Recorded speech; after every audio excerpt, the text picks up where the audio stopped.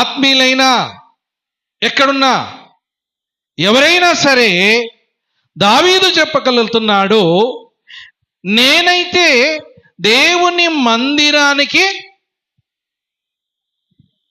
వెళ్తా అంటున్నాడా, వెళ్ళాలంటున్నాడా? ప్రవేశించదను.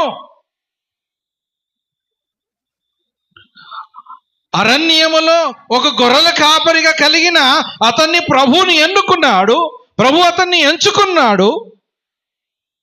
కానీ ప్రభు ఎంచుకుట వలన దేవునికి ఒక ప్రియమైన ఒక దాసుడుగాను, ఇష్టం గల ఒక వ్యక్తిగా మారి ఆయన ఎవరిని కోరగలుగుతున్నాడంటే, దేవుని మందిరములో నేను ప్రవేశించదను అంటున్నాడు.